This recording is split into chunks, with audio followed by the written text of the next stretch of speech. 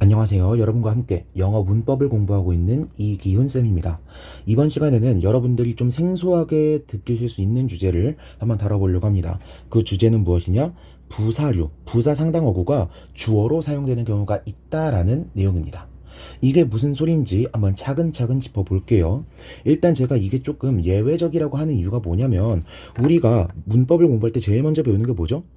품사라는 녀석과 품사에 상응하는 문장 성분이라는 녀석을 배우죠. 품사는 뭡니까? 단어의 성질, 뭐뭐사로 끝나는 녀석들. 문장 성분은 뭐뭐요? 뭐뭐어로 끝나는 녀석들. 문장 내에서의 자리를 말하는 거였죠. 그래서 우리가 일반적으로 문장의 5형식 기준으로 품사를 4개를 중점을 둬서 배우게 됩니다. 그게 뭐죠? 명사, 동사, 형용사, 부사가 되겠죠. 됐죠? 그리고 문장 성분은 어떤 걸 배우게 되죠? 주어, 동사 혹은 수로 동사, 목적어, 보어를 배우게 됩니다. 그렇죠? 그러면서 우리가 어떤 내용을 배우게 되느냐? 특정한 품사의 단어들은 특정한 문장 성분 자리에 들어갈 수 있다라고 배웁니다. 즉, 품사에 따라서 들어갈 수 있는 자리가 정해져 있다라고 배운다고요. 그러면서 우리가 뭐라고 배웁니까? 명사는 주어 자리에도 들어갈 수 있어요. 목적어 자리에도 들어갈 수 있어요. 보어 자리에도 들어갈 수 있어요. 동사는 동사 자리에밖에 못 들어가요. 즉 수어 자리에밖에 못 들어가요. 형용사는 보어 자리에 들어갈 수 있고 부사는 아무데도 못 들어간다. 이렇게 배우죠. 여기에서 조금 한 발 더 나아가서 배운다고 치더라도 어디까지 배우는 거야? 형용사랑 부사 같은 녀석들은 일반적인 명사, 동사와 같은 품사랑 다르게 수식어로서 사용될 수 있는데 형용사는 누굴 꾸며주고 명사를 꾸며주고 부사는 누굴 꾸며주고 명사 빼고 다 꾸며준다. 명사 빼고 다가 누군데? 동사, 형용사, 부사 혹은 문장 전체를 꾸며줄 수가 있다. 이런 식으로 배우잖아요. 즉 우리가 상식적으로는 이 주어 자리에 들어갈 수 있는 녀석으로 뭐만 배워요? 명사만 배운다고. 그래서 우리가 투부정사 같은 것도 배울 때 어떻게 배웁니까? 용법 위주로 배우잖아요. 투부정사의 3가지 용법이 뭐뭐가 있다고 배웠어요? 명사적 용법, 형용사적 용법, 부사적 용법이잖아. 물론 해석적으로도 명사적 용법은 뭐뭐 하는 것, 형용사적 용법은 형용사적 용법은 뭐뭐 할, 부사적 용법은 뭐뭐 하기 위해서를 비롯한 여러 가지 의미. 이렇게 배우기는 하는데 우리가 중학교 이상 넘어가면은 해석보다 더 중요한 게 뭐라고 합니까? 위치라고 배우잖아요. 투부정사의 명사적 용법은 투부정사가 문장 내 어느 위치에 들어갈 수 있다는 뜻이었어. 주어, 목적어, 보어 자리에 들어갈 수 있다. 즉 주어 자리에 들어간다는 것 자체가 뭐가 된다는 거예요? 명사적 성질을 가지고 있다라는 증거가 되는 거라고. 오케이? 즉 우리는 주어 자리에 들어갈 수 있다는 건 품사가 뭐다라고 배워왔다고요? 명사다라는 것으로 배워왔다고. 그런데 제가 지금 다루려고 하는 내용은 뭐예요? 부사류, 즉 부사적으로 사용되는 녀석들이 뭐로 사용될 수 있다? 주어로 사용될 수 있다. 상당히 우리 상식하고 조금 벗어나 있는 그런 내용들이죠. 그래서 제가 아래 이렇게 정리해드린 겁니다. 일반적으로는 주어 자리에 뭐만 나타날 수 있다? 명사류만 나타날 수 있다. 제가 명사류라고 소개해드리는 게 뭐예요? 명사류. 명사처럼 사용될 수 있는 애들. 예를 들면은 우리가 흔히 알고 있는 명사나 대명사. 당연히 명사류일 거고요. 두 번째, 준동사도 명사류의 일종일 수 있겠죠. 준동사 뭐뭐 있어요? 우리 크게 투부정사, 동명사, 마지막으로 분사 이렇게 배우죠. 그런데 명사적으로 사용될 수 있는 준동사는 뭐뭐로 배워요? 투부정사와 동명사라고 배우죠. 그리고 하나 더, 절들도 명사류로서 사용될 수 있는데 우리가 이런 것들을 명사절이라고 부르죠. 이런 명사절의 종류는 뭐뭐 있어요? 대절이라던가 whether, if절이라던가 whether까지만 쓸게요. 그리고 의문사절이라던가 혹은 선행사를 포함한 관계사절 같은 애들이 있겠죠. 선행사를 포함한 관계사절은 어떤 거 말하는 거예요? what 같은 녀석들. 그쵸? 이런 녀석들이 명사절로서 기능할 수 있을 것입니다. 그쵸? 그런데 우리가 지금 다루려고 하는 건 뭐다? 이런 녀석들이 주어 자리에 오는 건 너무 당연해. 그런데 얘네가 아닌 녀석들도 주어 자리에 나올 수가 있다고요. 그게 뭐라고? 부사적으로 사용되는 친구들이라고. 부사적으로 사용되는 친구들 중에서도 저는 어디에 조금 중점을 맞춰서 설명할 거냐면 전치사구가 주어로 사용되는 경우에 조금 더 초점을 맞춰서 설명을 할 예정입니다. 되셨죠? 자, 한번 보겠습니다. 문장 하나 해석하진 않을 거고요. 각각의 구조만 한번 볼게요.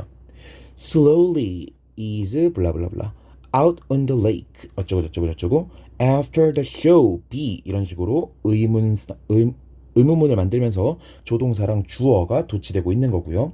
Between 11 and midnight suits him 이런 식으로 between부터 전치사 구가 주어 자리에 쓰이고 있는 거고요.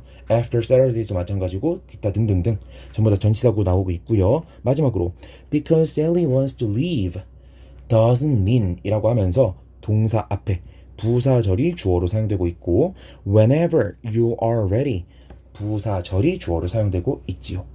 그쵸? 자, 어떤 경우에 이런 일이 일어나느냐 이것도 규칙이 아예 없지는 않습니다. 일반적으로 규칙을 밝히라고 하면요. 첫 번째 장소를 나타내는 전치사구여야 되고요. 두 번째, 시간 간격을 나타내는 것들. 이런 녀석들이 특히 많이 쓰이는데 여기에 속하지 않는 녀석들도 있습니다.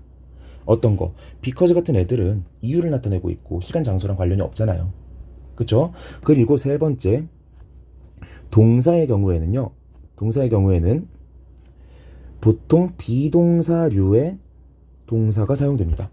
보니까 will be, would be, was, is, be 이런 식으로 비동사류가 사용되고 있죠. 근데 이것도 100%는 아니야. 뭘 보면 알 수 있어요. D를 보면은 suits라고 하는 일반 동사가 동사로 쓰이고 있고 H를 보면은 doesn't mean 이라고 하는 일반 동사가 사용되고 있잖아요. 오케이. 즉 완벽한 법칙에 의해서 통제되는 녀석이다? 아니다. 완벽한 법칙에 의해서 통제되는 게 아니라 그냥 쓰다 보니까 문법적으로 받아들여지는 그런 표현들이다 라는 겁니다. 그래서 바사트라고 하는 여러분이 알 필요는 없어요. 바사트라고 하는 학자의 문법 교재에 보면요. 이러한 부사류가 주어로 사용되는 경우에 대한 예시를 들면서 코퍼스라고 하는 말뭉치를 조사해 보면 나온다라고 설명을 하고 있습니다. 이게 무슨 뜻이냐? 우리가 일반적으로 문법 규칙을 말할 때에는 부사가 주어 자리에 나올 수 있다고 잘 설명하지 않아. 그런데 실제로 말뭉치 데이터, 이게 뭔지 잘 모르시죠? 실제로 온라인 상에서 문장들을 사용하는 것들을 쭉 이렇게 통계를 뽑아보면은 실제로는 적지 않게 이런 표현들을 사용하고 있다 라는 설명을 하고 있는 겁니다. 즉 엄격하게 우리가 책에 써져 있는 규칙을 따르는 걸 규범 문법이라고 하고요. 책에 써져 있는 대로는 아니야. 하지만 우리가 실제로 사용되고 있어. 실제로 사용되고 있는 건 문법적이라고 봐야 돼. 라고 말하면서 문법성을 논하는 걸 기술 문법이라고 합니다. 그래서 이런 부사 표현들이 주어로 나오는 것들은 규범 문법이라기보다는 기술 문법에 의해서 받아들여지는 표현이다라고도 설명할 수 있겠어요. 오케이. 자, 그런데 이렇게 설명을 하고 나면은 꼭 반론이 생길 수밖에 없습니다. 어떤 거? 부사어가요. 특히 비동사 앞에 나오는 경우 우리 뭐라고 알고 있죠? 부사어 도치로도 설명 가능한 거 아니야? 라고도 말할 수 있어. 그런데 이렇지 않다라는 걸 설명을 드릴게요. 대표적으로 B번 예문을 보겠습니다. B번 예문을 보면 어떻게 돼 있어요? Between 11 and midnight suits him 이렇게 되어 있죠. 자, 우리가 도치라고 부르는 것들은요. 어떤 녀석들이죠? 부사어 도치라고 하면은 부사어가 문장 맨 앞으로 튀어나왔어. 그러면서 주어와 동사의 자리가 그냥 이렇게 바뀌는 거죠. 다시 어떻게 바뀐다고? 그냥 바뀐다고. 제가 뭐에 강조하고 있어요? 그냥 바뀌는 거라고요. 무슨 소리냐? 원래는 주어, 동사, 부사 이런 식으로 사용됐을 건데 지금 얘네 둘이 순서가 바뀐 것뿐인 거잖아. 그렇다면 주어 자리에 오는 명사들은 무슨 격을 가지고 있죠? 주격을 가지고 있죠. 그러면 도치가 되고 나서도 무슨 격을 가지고 있어야 돼? 주격을 가지고 있어야 되잖아요. 그쵸? 근데 D번 예문을 보면 어때요? suits라고 하는 타동사 뒤에서 힘이 나오면서 우리는 얘랑 다른 경우라는 걸 알 수가 있죠. 왜? 힘은 무슨 격이야? 목적격이잖아요. 목적격이라고 하는 건 애초에 힘이 주어라는 거예요? 아니라는 거예요? 아니라는 거예요. 주어가 아니라 뭐로 사용되고 있다? 목적어로 사용되고 있다라는 겁니다. 누구의 목적어? 수츠의 목적어. 즉 이거는 전치사구가 맨 앞에 튀어나와 있고 동사도 있고 그 다음에 명사가 나오고 있긴 하지만 여기 나와 있는 힘은 절대 뭐가 아니다? 주어가 아니다 라는 걸 알 수 있는 거라고요. 오케이? 그 외에도 다른 문장들 해석을 해보시면요, 이거 도치 같긴 한데, 도치라고 보면 이상한 것 같긴 한데, 이런 판단들을 내리실 수밖에 없을 겁니다. 오케이? 자, 모든 문장을 다 설명하진 않을 거고 추가적으로 두 문장만 더 설명해 보겠습니다. H번과 I번이에요. 자, H번 먼저 보면요, 이거는 여러분들이 사실 아셔야 되는 표현입니다. 저는 구문교재의 대표격으로 천일문을 항상 예시를 드는데요, 천일문에도 이러한 표현은 나와 있습니다. 무슨 뜻이냐? because 어쩌고 저쩌고 mean 혹은 doesn't mean 이라고 하는 표현은요, 너무 자주 쓰여요. 수능에서도 많이 쓰입니다. 이런 구문 자체가 틀린 문장이라고 주장해서는 안 돼요. 정말 자주 사용되는 표현이고 뭐뭐라고 해서 뭐뭐인 것은 아니다 라고 해석이 됩니다.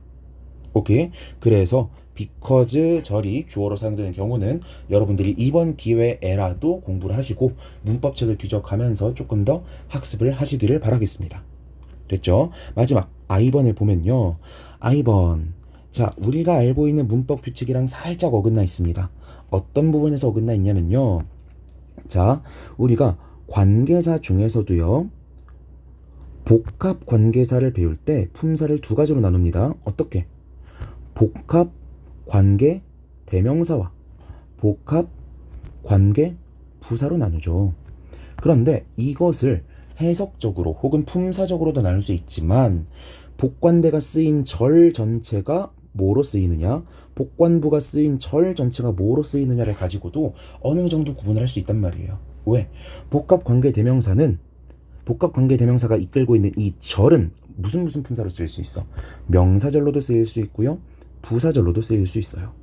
그런데 우리가 문법책에서 공부하기로 복합관계부사절은요, 무슨 품사로만 사용이 돼요? 부사절로만 사용이 돼요. 그렇다 보니까 우린 어떤 판단을 내릴 수가 있습니까? 복합관계 대명사가 사용된 절은 명사로도 사용이 될 수 있으니까 절 전체가 주어, 목적어, 보어 자리에 나올 수 있겠구나 라고 지레짐작할 수 있잖아요. 그쵸? 그런데 복합관계 부사 같은 경우에는 어떤 절밖에 못 끌어? 부사절밖에 못 끌어. 그러니까 얘는 무조건 문장, 성분으로는 사용될 수가 있어야 돼, 없어야 돼? 없어야 된다고요. 근데 제가 지금 설명하고 있는 이 파트에서는 여러분들한테 혼란을 줄 수밖에 없는 겁니다. 왜? 부사류가 주어 자리에 들어갈 수 있다라고 하면서 지금 I번에다가 어떤 예문을 갖다 놨어요? 복합관계 부사절이 주어로 사용되고 있는 걸 보여주고 있잖아요. 그쵸? 자, 가능한 표현입니다. 너무너무 가능한 표현이고요. 그래서 여러분들이 알고 있으셔야 됩니다. 제가 지금 이 예문들을 제가 만들었을까요? 당연히 아니겠죠. 예문들을 어디서 가져왔냐면 바사츠 교수의 Syntax and Argumentation 이라고 하는 통사론서와 우리가 코젤이라고 부르는 Comprehensive Grammar of English Language 라고 하는 책에서도 가져왔고요.